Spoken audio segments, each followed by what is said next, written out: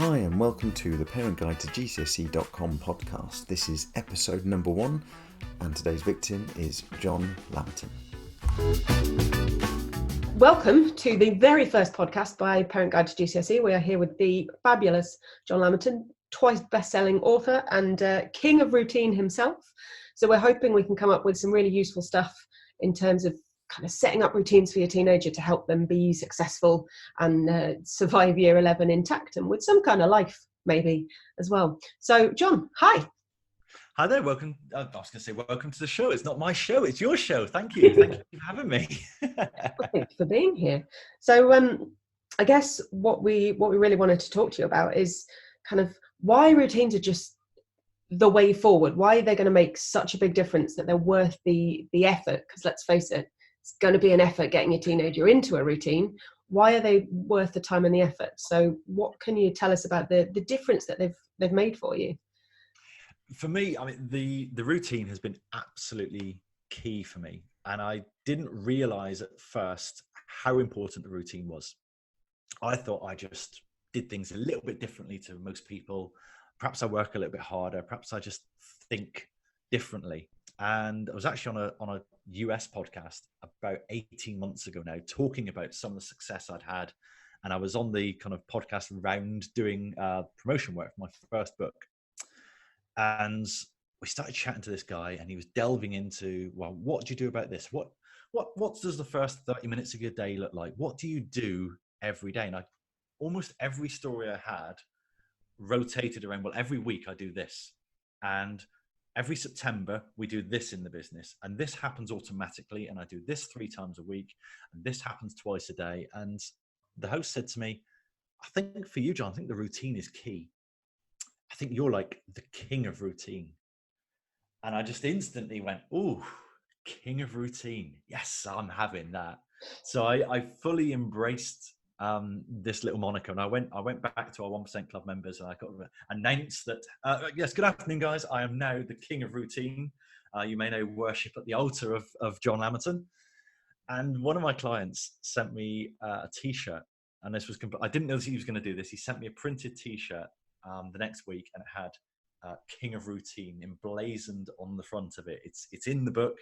I took a photo of it, and I've absolutely embraced that moniker now, the King of Routine, because for me, the routines are, everybody's got routines. Every single one of us already has routines that we follow on a daily basis, just on autopilot. You know, the way you tie your shoelaces, the way you brush your teeth, which trouser leg you put on first, which way you drive to work in the morning. We've all got these automatic routines that we don't even think about. Absolutely zero cognitive effort goes into them. And becoming a routine machine for me was all about optimizing, tweaking, and developing those routines so that the stuff that I know makes a difference, the stuff that I know brings me success, happens automatically. It happens on autopilot. I don't need to think about it. I don't need any conscious effort to do the stuff that I know I need to do, but it just happens. Yeah. So, I mean, we've both read the book and loved the book. I think I've read it twice now, and both times I've needed to do it with a pen and paper nearby because I come up with things and I go, oh, I should really do that. Oh, I could build this in here, and that would make my life easier. And I'm very much of the mindset that I know a routine will make a big difference, and I know it's worth putting in the work and thinking about it and taking the time to set up those little differences that are going to make the big difference in the end. So I guess for a listener, the big question is, how do I get my teenager into that mindset? How do I persuade them that it's worth making the difference, that it's worth taking the time? And that's from an after school perspective. So they get home at, I don't know, 3 o'clock, 3:30. Yeah. What do they do from that 4 o'clock onwards where it's possible to start developing a routine that's going to help? Yeah, this is the challenge, I think, for most parents of teenagers. And I'm not there yet. So I've got a 10-year-old and a 7-year-old, but trust me, they're acting like teenagers at times. So it's trying to enforce a rule. That's the hardest part is, okay, you get home from school And I remember this as a kid myself, being told, well, if you do your homework, the minute you get home from school, you've got the rest of the day. Yeah, that's great. But when I get home from school, I've just done 6 hours of work and I want to watch cartoons. Okay. You can tell when I grew up, it wasn't, sorry, I want to play Minecraft. I want to go on YouTube. But this is what the kids want to do. So I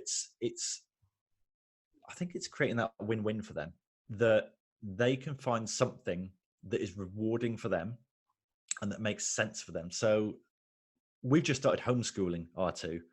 And as part of that, we've actually taken them through the exact same process we take our business owners through. We've sat down, they've written down all the things they want to achieve, from becoming a famous YouTuber, getting bigger muscles, passing the 11 plus, all these different things. And we then triaged that and we said, right, what's the most important? Let's get you working towards these goals. And so Jack, my eldest, has decided that getting bigger muscles is very important to him. It's what every 10-year-old wants to do. So how do we get bigger muscles? Well, we do workouts, don't we? So obviously the king of routine says, well, how do we get bigger muscles? We do workouts a couple of times a week. We do maybe 4 or 5 times a week. We do a workout. He said, well, I'm going to do a workout every day. I said, well, that's brilliant, because you're doing something every single day. You're not going to have to think about it. If it's the most important thing, we'll do that first. So we get up and we do a workout. So Jack did a workout yesterday, and he stood right next to me where I'm sat now in the office, took his shirt off and went, look at the muscles. I reckon you can see my abs already. And I said to him, well, Jack, you've only done one workout. I said, you don't get muscles from doing one workout. Arnold Schwarzenegger did not do one workout and win Mr. Olympia. He went from being this scrawny little kid to being Mr. Olympia, Mr. Universe, the Terminator. Everything we know about Arnie and his mantra was reps, reps, reps. It's not what you've done today. It's not what you're going to do tomorrow. It's what you do every day. And to go back to your question about how to actually get your teenagers to sit down and do their homework when they get home, I think you've got to make it rewarding for them. And this is the key element, I think, for anything you want your teenagers to do. If you want them to tidy their bedroom, you don't nag them to tidy their bedroom. You don't have a go at them when they don't tidy their bedroom. What you do is praise them when they do well. So you reinforce the behavior. There's a line in the book that I used that I think, what gets rewarded gets repeated. And you'll find this now. If you can encourage them to do the homework the minute they get home from school and say, look, if we do this, then this will happen. So thank you, Chewy. Yeah. So let's say you get home from school, it's 4 o'clock and you've got an hour's worth of homework to do.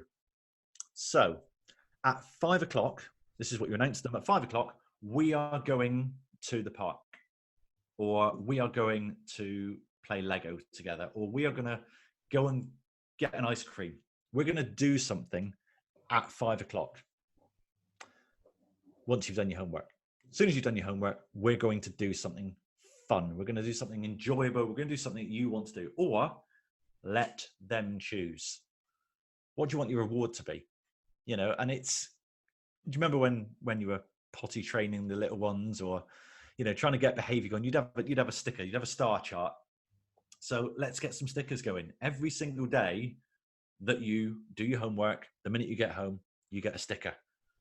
And there'll be a lot of teenagers saying, I don't need a bloody sticker chart. Why would I need that? But ultimately, you're reinforcing it, saying, okay, you may not want the sticker chart, but if you get 5 stickers, we'll go to that nice gelato place. And once you're at 10 stickers, that's a trip to the cinema. And once you're at 50 stickers, that's a new Xbox game. And you can exchange these stickers, but just make it simple to earn one. So actually, if you know your child is going to get in just before 4 o'clock and they've got an hour's worth of work to do, then earning the sticker happens every time you finish your homework before 5 p.m. or 5:30 or whatever. If you finish your homework before the big hand touches the 12 and it's 5 o'clock, you get a sticker. And that is going to sound degrading to any teenagers listening. I'm sure it's going to say, I don't need a sticker chart. I don't need to be told, I don't need to be told what time it is. But ultimately, that structure and that the ritual of doing that then gives them the freedom from 5 o'clock until bedtime to do whatever they want, and whatever they want, without mum and dad nagging them saying, you haven't done your homework yet, don't forget to do your homework, have you done your homework? And it creates that expectation. So I can now say to our boys, and they know that the rules are the rules, no screen time before school. Okay. Jack's practicing for the 11 plus. So he's done his first exam last Saturday. He's doing the final one next Saturday. So he's been doing lots and lots of practice papers. So guess how many papers he's done? 1 a day. And that's the routine is, okay, first thing you do before you do anything else, you're going to do a paper.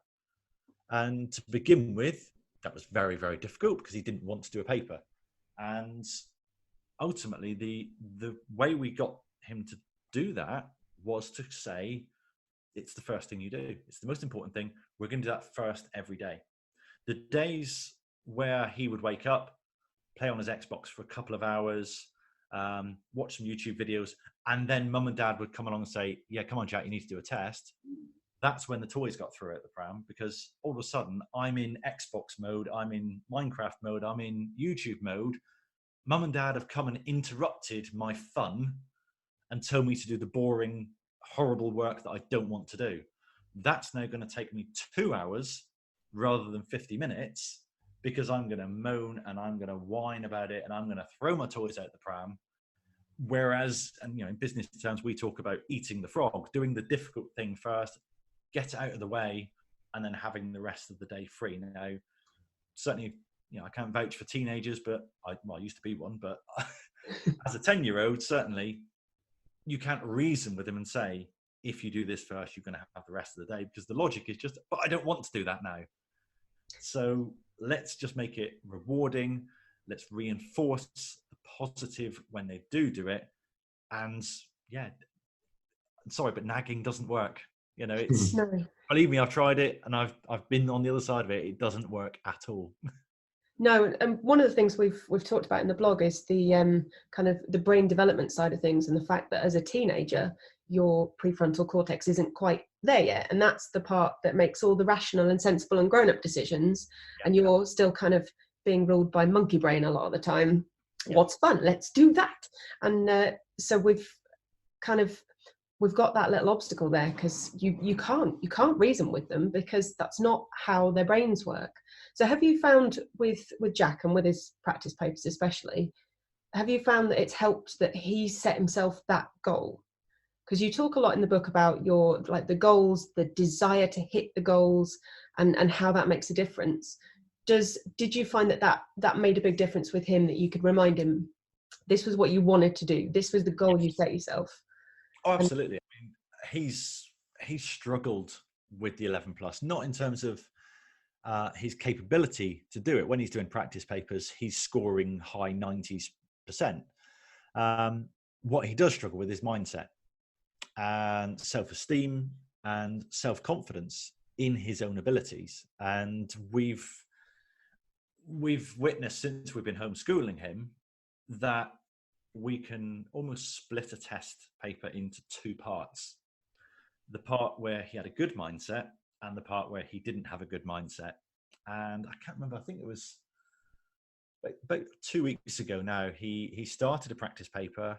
So the practice paper, I think, is 50 questions, and he got 18 questions in, and then he hit a hard question. I can't do this. This is rubbish. No, I don't want to do the 11 plus anymore. This isn't going to happen. This doesn't work. I can't do it. And just tears and tantrum. And we then did a sort of meditation session where we had a little bit of a pep talk, got him back and sat with him. He still answered the questions. And then we compared the 2 points, and where he'd had his wobble and he had the mindset of, I can't do this, this is too hard, I don't want to do it, he scored 47%. And where I was just sat with him, again, not answering any of the questions, but just reminding him, you're capable of doing this. What is the question here? 98%. So the only difference was his mindset. And that, I think, has been the hardest part about doing that. Going back to your question about desire, yes, absolutely. He's now got his goals written on a bit of paper that he's coloured in himself, and it's taped just below his television. So every time he's watching Xbox, he's watching Minecraft, if he happens to glance down, there's his list of goals. Past 11 plus, get bigger muscles, get 150 YouTube subscribers. Now there immediately is the power we talk about with our business owners of having a big three, because I've just instantly been able to tell you what Jack's 3 biggest goals are right now. And the idea behind that is he could also tell you what his 3 biggest goals are. If you speak to most people, they don't know what they're working towards. Jack does, he knows, and he's set that. For those watching the video of this podcast, you will notice there are some words above my head, and they are my magic ingredients that I talk about for success, one of which is desire. So you've got to truly, absolutely want this. And Jack had a big wobble during the exam last week, and he walked out of the exam room saying, I don't want to do the 11 plus anymore. He's now back on it. He does want to do it, because the fact that he was saying, I don't want to do it anymore, was the monkey brain talking, saying, this is scary. It's hard. One of the boys in the exam, I didn't like him, so I don't want to go to school with him anymore. And it was just that immediate monkey brain keeping you safe, going, right, well, let me take you out of that danger, whereby you're going to go to a school that your friends don't go to, and you're going to have to do a hard test to get in there, and you're going to have to go to these unfamiliar places with the teachers you don't know, and you're not going to know any of your fellow students. Let me rescue you from that and come back to the safety of you just go to the local comprehensive. Okay, yeah, I'll do that. That's easier. That's what I want. That's not what he wants. That's not what he truly wants. That's what monkey brain wants. And again, this is going back to Dr. Steve Peters, the chimp paradox. Is you've got your chimp, you've got your human, and you've got your computer brain. And this is about getting the human brain to take over and say, whoa, hang on a minute, Mr. Monkey, I'm driving the ship here. Do you drive a ship? Sail a ship? Something like that. Yeah. We'll go with that. But it's getting the human rational decision to ultimately decide, and the routines are all dictated by the computer.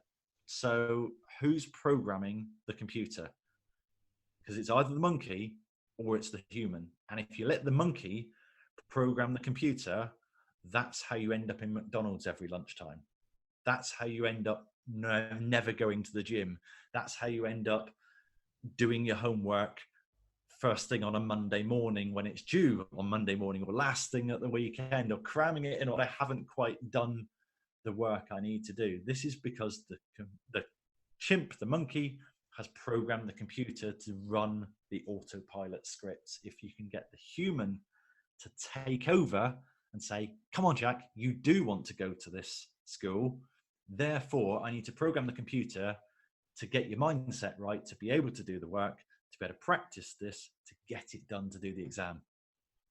So the key, I guess, is the kind of the prompting question when you're getting that monkey response that, oh, I can't possibly do it, it's all too scary, is that why, remind yourself why you're doing this, I guess. Yeah.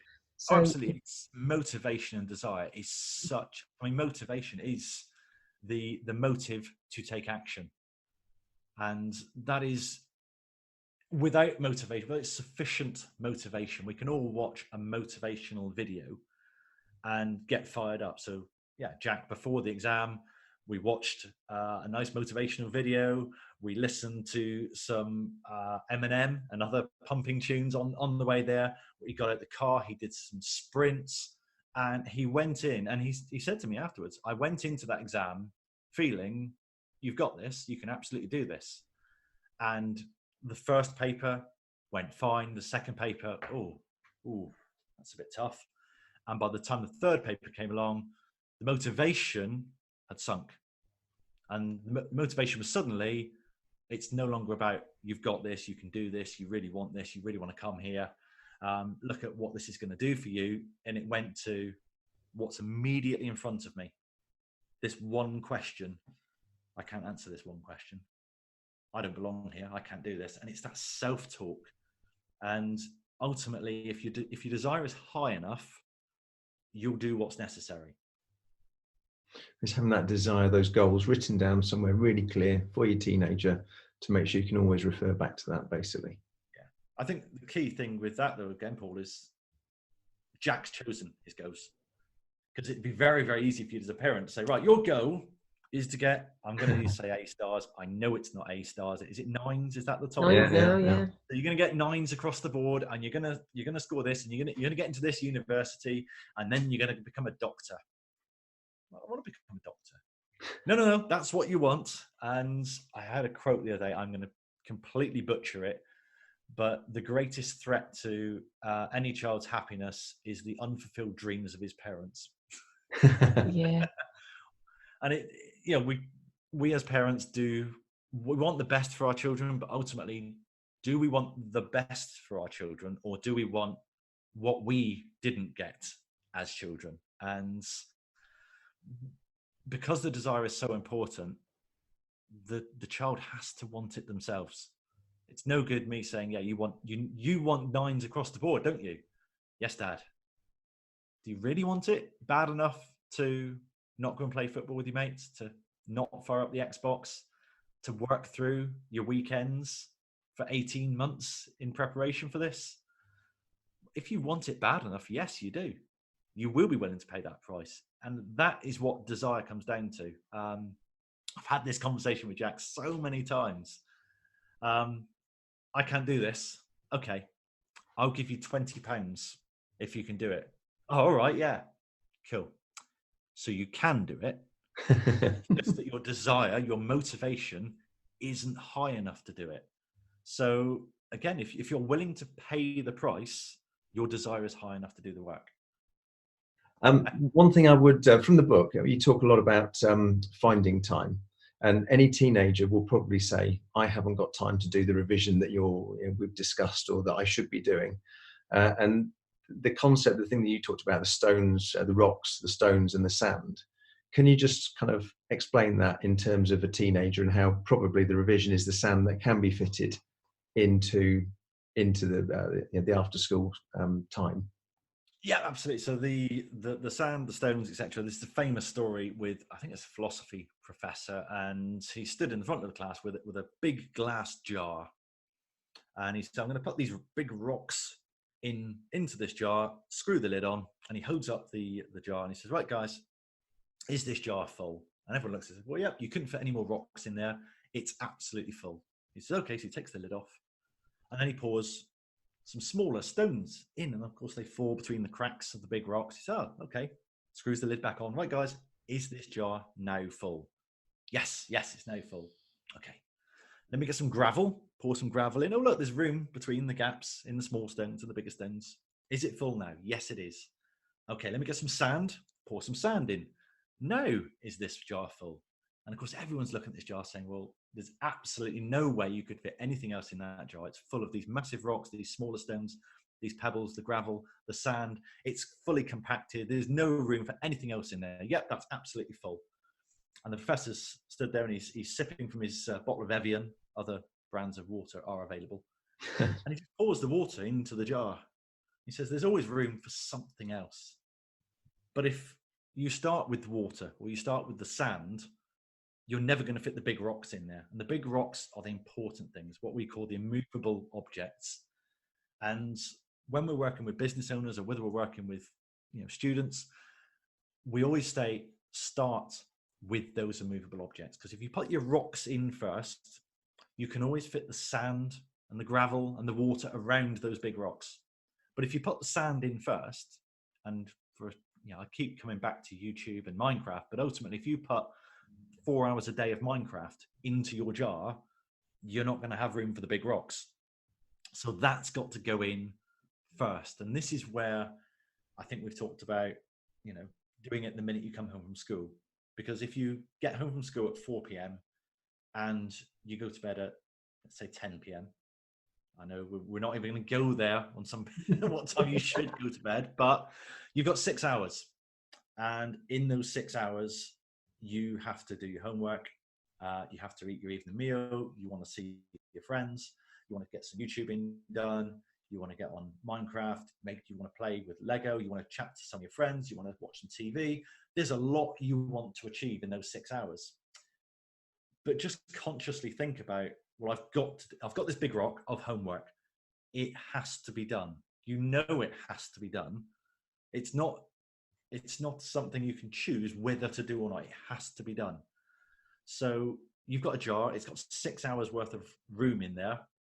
Do you fill that with, let's watch some TV, let's chat with my friends, let's go and play football, let's have tea, let's watch some TV.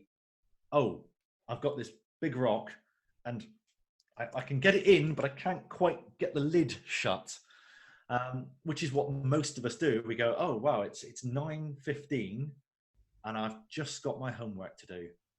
I'm shattered. I don't want to be doing this now. And all of a sudden, that hour of homework takes you an hour and 20 minutes. Well, you've just lost 20 minutes of time because you weren't effective. If you do it at the start, the hour's worth of homework takes you 1 hour. And you've got 5 hours of capacity in the jar to fit other stuff around it. It's an interesting concept. It sounds like you're talking to teachers and all their marking, which they start at 9:30 because they put it off and off. Yep. And it takes them 3 hours rather than the hour it should have taken them. Yeah. So there might be a message for other people in there as well. Oh, there definitely is. I'm married to a teacher, so there absolutely is.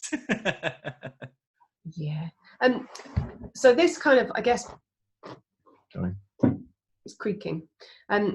This brings us, I guess, to then the setting the habits. So in the book, you talk about great ways to set new habits, kind of like associating them with things that you already do and building on existing things to build in new habits, but also breaking those bad habits. What would this look like if it was hard? Yeah. So if I put the Xbox controllers somewhere more difficult to access, then it just makes it that little bit harder, and my brain goes, oh yeah, wait a minute, I'm not supposed to be doing that yet. So kind of what advice have you got for us that might be useful with building new habits and breaking the bad ones? Cool. So a good one for that, I suppose, you may have seen the meme on the internet whereby it's a mum and she's written to her child and said, once you have hoovered the house and you've cleaned out the hamster cage and you've done your homework and you've done this chore and you've done this chore and you've emptied the dishwasher, then you can have the Wi-Fi password. And It's creating those systems and the rewards whereby once you've done this, you can have this. And you said about making bad routines hard to do, and it could be removing the internet. So let's imagine I'm not going to dictate when you need to put your children to bed, but if you know that your child needs to go to sleep by 10 o'clock at night, let's turn the Wi-Fi off automatically at 10 p.m. every night. And guess what that's going to do? It's going to force you to switch off earlier as well. You're not going to be sat there on Facebook at 10:30 going, I'm going to bed in a minute. I'm going to try and sleep. Oh, I can't sleep because my brain's full of all this information. Well, let's turn the internet off at 10 p.m. You could even turn all the light bulbs off if you've got a smart home. And let's just create these automatic, and again, this is the routine machine element of the automatic. Let's remove the decision from the monkey or the human. The monkey or the human does not need to make a decision here. The only thing the human needs to do is program the computer to say at 10 p.m. the internet goes off, and it comes back on once you've done a workout in the morning or once you've done your homework when you get home from school. There is no internet until the homework's done. And there's going to be, teenagers who will rebel against that. But ultimately, if that is the rule, you very, very quickly adapt to what the rules are.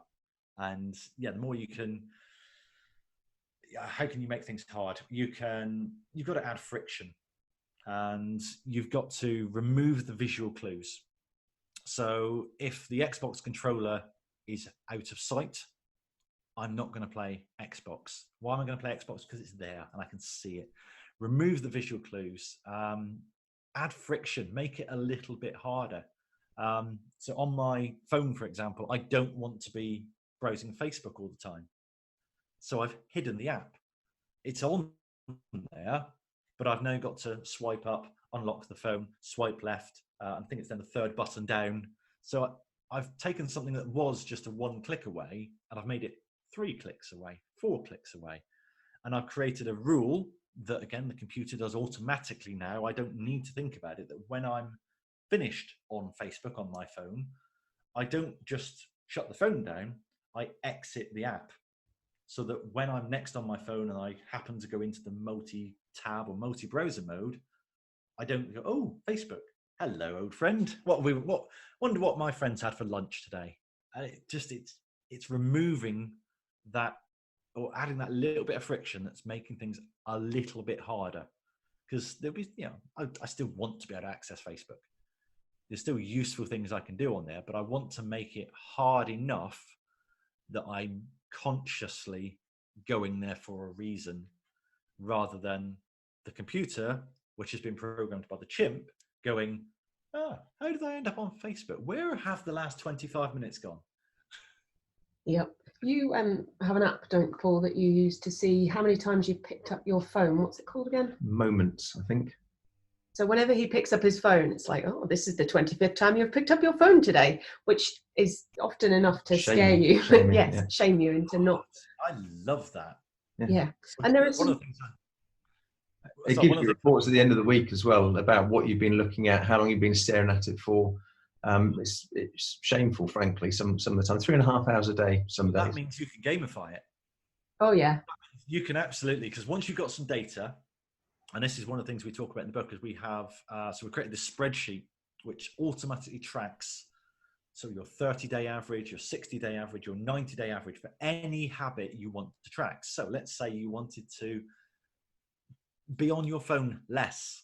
You've got the data from Moments now that literally once a day or once a week, you can type in, today I spent 73 minutes on looking at my phone or picking up my phone. I picked up my phone 48 times. And you can just say, all I want to do is get that average under 20. And tomorrow you'll pick it up 15 times. You're like, yes, I'm under my average. And it doesn't matter if you have a bad day or you have a day where you need to do stuff on your phone, and you can have a day where it's 180.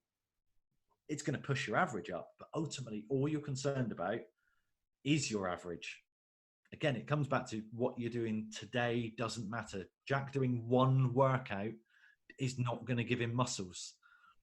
Eating a burger today isn't going to make you fat. But if you have one every single day for lunchtime, yes, it will.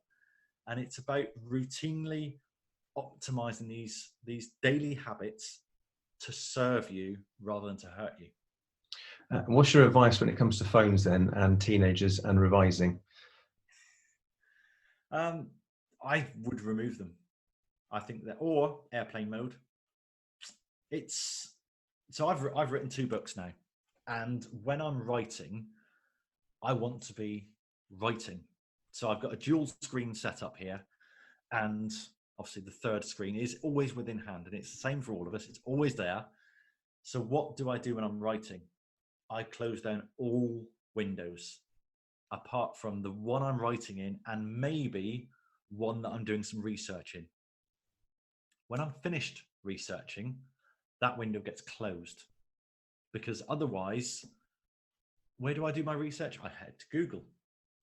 Once I'm on Google, I can end up down some very, very interesting rabbit holes, and I can start discovering, I wonder what happened to the cast of Friends. Oh, and then before you know it, I'm on YouTube watching old episodes of Friends, and what do you know, Matt LeBlanc's got a new show out. Perhaps I should watch that on Netflix later. Yeah, I'll do that. 35 minutes have gone by and I haven't written a word. So for me, I would advise, whilst you're revising, phone is off. I love, now going back to when I was advising, I used to love listening to music. I don't think I could do that now because I'm taking in the music. When I'm writing, I have one go-to piece of music, which is a Hans Zimmer song, and it's from the Inception soundtrack. The track is called Time, and it's like a 4-minute song, no lyrics, and it's just a constant, almost white noise, and it rises and it falls and it rises and it falls, and I stick that song on a loop. So I maybe listen to, when I was writing the book, I listened to that song 6 hours a day for the entire week that I was writing the first draft, and I got 30,000 words out in that 1 week listening to the same song. And what that did for me was it just shut down all, you imagine a computer with 150 tabs. You're going to have lots of distractions, lots of things going on. Your brain has all these tabs open. So let's close them down. Let's get rid of the phone. Let's turn off the TV. Let's turn off the radio. Let's get some white noise in the background. And that may be getting noise cancelling headphones on and could be your favorite song. But ultimately, what will happen with you listening to your favorite artist is you'll end up singing along. You'll end up remembering that time you went to a gig and you watched them play and you think, oh, I love that song. I haven't listened to that song in ages. Do you know what I fancy listening to next? I fancy listening to this other song. And oh, what's happened to the revision? I've wandered off path. And if you can actually focus on a single task, you're always going to perform better. You're always going to be more effective, and you're going to get it done quicker. And and I know this is, again, we're arguing logic here, but you're going to get it done quicker. You're going to get it done better, and then you can do what you really want to do. And this, we're talking to students, but ultimately we're talking to adults as well about anything that you have to do that you've been putting off, that's a bit hard, because there's always more fun stuff to do. If you can single focus on that, it makes such a difference. Yeah, there's another app that I'd seen, I think, that can help you gamify that kind of stuff. I think it's called something like Forest, but the idea is you plant a seed and then you put your phone down, and if you pick up your phone and you interact with your phone in any way, your tree dies. But if you leave your phone be, because you're concentrating, because you're focusing, because you're in the zone, your tree grows and you've got that instant visual reward. And that seemed like a very good plan, because otherwise it's too easy, isn't it? Something pings up on your phone and the tree growing whilst your phone is sat there, because that would be very, very difficult. Otherwise, you'd be sat there going, oh, let me just watch the tree a minute. I think the tree only works if your phone is off. I don't know. I've not tried it. I should. But again, it's the same reason that, going back to when I was a kid, we had Tamagotchis. Oh, yeah. This little, a couple of pixels, which was meant to be a cat or a turtle, and you had to keep them alive. Now, ultimately, you were playing a game there, but you were focusing and choosing where your attention went on a regular basis. If you don't, and that was the opposite of this. It was, you need to pick it up every 3 hours and press the button to feed it, otherwise it dies. Yeah, I guess teenagers nowadays, or certainly one of ours in particular, is very much all about his Snapchat streaks. So on Snapchat, if you Snapchat with someone, I guess once a day, every day, you build up a streak. And I know that on the occasions we've had to confiscate his phone because he's been less than beautifully behaved, he's got quite cross about losing all of his Snapchat streaks because he wasn't able to get to his phone that day. So they're all familiar with the idea, the concept of building up that streak of the good thing, the good behavior, the thing that you want to do, which I guess takes us back to the sticker charts. It might not be a Snapchat streak, but if you're working your way towards a reward, that's not a bad way to think about it. And if yours is addicted to Snapchat, as is one of ours, then that's not a bad analogy, I guess, to help them build some routines. Yeah. So what happens when you break that streak, though? How do you get back into it? If we're talking about revision or working, homework, whatever it is, once you've got out of the routine very briefly for whatever reason, how do you pick it back up and get that sticker chart working again? Yeah, this is the danger with streaks. Streaks are very, very powerful.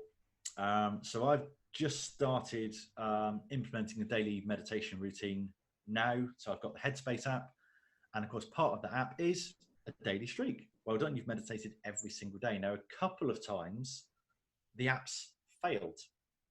And I've done my daily meditation, but I've lost my streak. And when you get to a double-digit streak and you're at 18 days and you do day 19, and then you go back for day 20 and it says day 1, like, whoa, hang on a minute, where are my 18 days? Now, I almost want to message the developers and say, you owe me 18 days here. Psychologically, it's so difficult because the minute you've lost the streak, it is very hard to go, right, I'm going to need to get back on that horse again, because it's very easy to go, oh, I've lost my streak now, it's gone, that's done, I just as well give up. And I think it's just becoming that kind of person that, okay, I've fallen off the horse, I've got to get back on the horse. What was my previous best? My previous best was 18. Right, I need to get to 19. That's my goal. My goal is to beat my previous best. You can use things like the 30-day average, 60-day average, 90-day average to say, okay, I may have lost the streak, but I've still got the average. You know, I've had one bad day that it's cost me my streak, but I've still got my average. So I can maintain the average by getting back on it straight away. And then I start building up my next streak. And then I start aiming for my previous best. No, that kind of resonates with me because I started doing sit-ups, having read your book and talking about stickers, etc. I got to about day 27, something went horribly wrong, and that was about a week ago. So I need to get back on and get up to number 27, 28 again. Yeah. Easier said than done, but it's about getting. It is, but I mean, ultimately, if you look at your 30-day average, you're still looking good. Yeah. But it's getting worse every day that you don't do it. I know.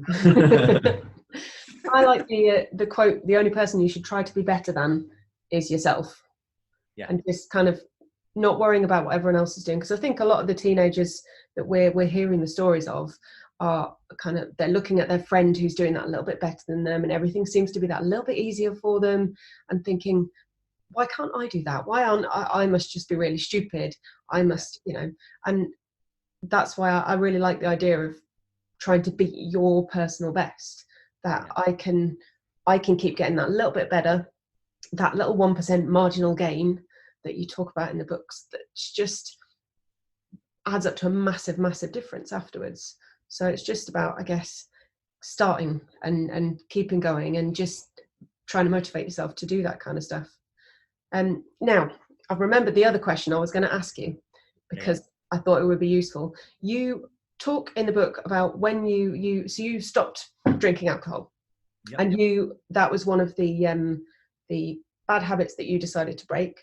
And one of the challenges that you found with it was that it was that kind of the expectation, the reactions from your mates. What do you mean you're having sparkling water at the pub?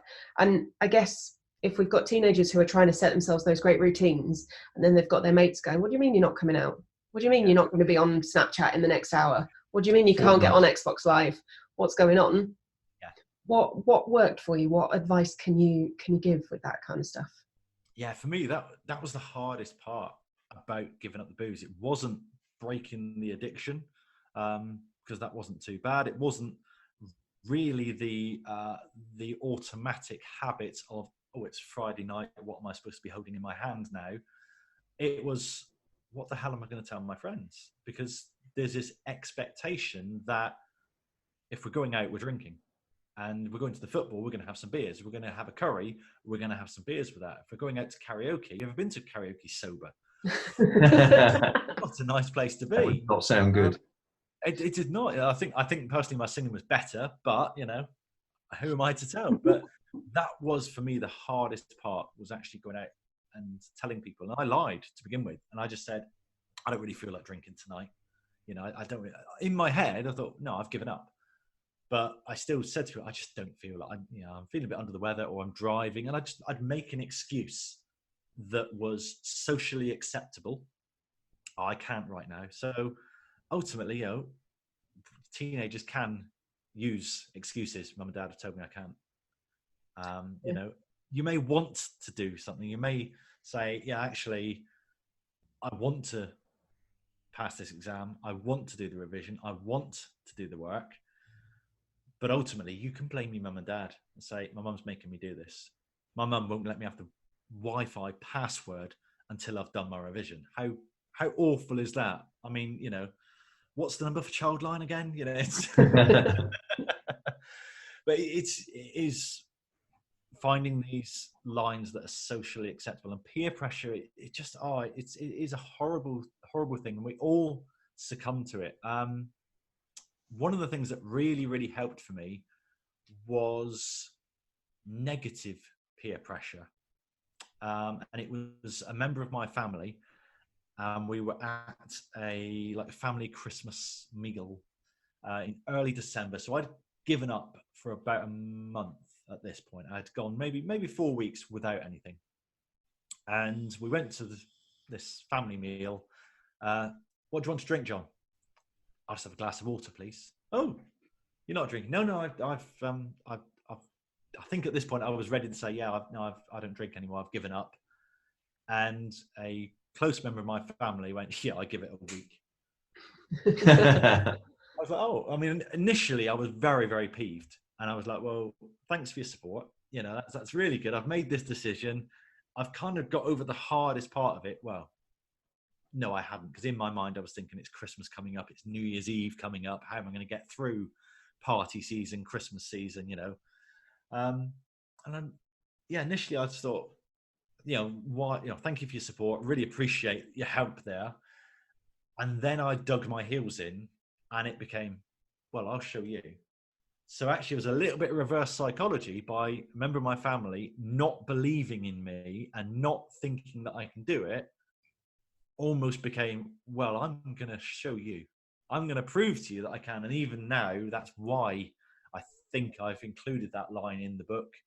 Nearly 6 years later, of I give it a week. Well, it's been 6 years now, so. But I think that comes back to a lot of peer pressure. You know, there's a lot of very successful business owners who are, I think, as successful as they are and as driven as they are because of bullies at school and teachers telling them they were no good. And there you go. You see, everyone's got this story of somebody told me once I couldn't do something, or I was never going to amount to much, or that this was always going to be my destiny.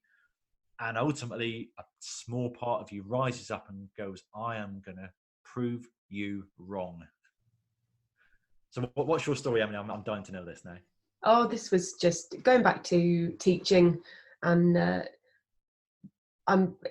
were people that I worked with who were not the most positive or the most pleasant to work with, and I've talked with the people who subscribed to my emails about the effect that it had on my mental health, and it's the reason I'm not teaching anymore. It was toxic going into work, and I thought for a long time that I didn't really have a choice. You know, I trained to be a teacher straight out of uni. That was all I ever wanted to do, and I'd done 15 years at that point. And I thought, well, what else can I do? I can't go and start again in a new career. That's ridiculous. And then kind of gradually the seeds all were sown and things came together, and I realized that actually I did have various skill sets that I could use in a different way, and I could build that stuff up. And a little part of me, I will admit, is still going, you didn't think, you thought that you were better than me. You thought you could lord it over me forever and ever, and now look, I've escaped. You're busy marking mock papers, so ha ha ha. And yeah, it's been very much about proving to myself that I could do it, but there's that little voice in the back of my head that kind of wants them to know as well. Yeah, you know, exactly. I think I don't know if you will have seen it yet, but one of my emails for the 1% Club members, it's quite early on, I believe, is written to Mr. Hammond, who was my GCSE English teacher, informing him that I'm now a 2-time best-selling author. Yeah, it's amazing the power it can have. That determination to show them. Yeah. Mr. Hammond probably doesn't even remember who I am now, but 25 years later, I remember who he is. I bet it felt good writing that email, I'll bet. Oh, it did. Absolutely. It was so cathartic because ultimately there's a reason I remember that conversation and that particular line that he used 25 years ago.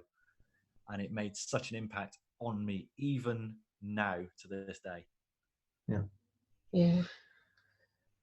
Okay. Right. Well, I think we're getting towards the end of your time, probably, John. Fantastic. Yeah, thank you very much once again for having Thank me. you very much for all your advice and fabulous ideas, I guess. Yeah. It's been an absolute delight. And I'd just like to probably take the opportunity to recommend that if you haven't yet, you should read Routine Machine by John Lamerton, available in all good bookstores, so long as they're called Amazon. Is that still? That's the one, yeah. Yeah. And, and it's also a great one to probably get your teenager to read as well, because as I said, every time I read it, there's something new that jumps out and I think that would make a really big difference. I should definitely do that. And most of them I then get round to. It's not quite all of them yet. I'm still working on it, but I'll get there in the end. Yeah, again, it's a lovely routine to get your teenager into. If you can get them reading personal development, self-help books, it's a lifelong skill that will stay with them. And ultimately, it just makes everything easier. Yeah, absolutely. It does. It really does make a massive difference. And it can be quite a small time investment, can't it? So, yeah. Thank you very much. All right. Thank you very, very much for your time. Thank you very much. And thank you for asking me to be the very first guest on your podcast. Well, I don't think we could have chosen a better one. So, bless you. Well, we'll find out in future episodes, I'm sure. Just one more thing, actually. If anyone does want, I've got a free chapter of the book available if anyone wants to download it. It's available at the website, which is routinemachine.co.uk. So go there, grab a free download of a free chapter. We shall make sure we put the link underneath the podcast for you. Fantastic. Right. Thank you. Thank you very much.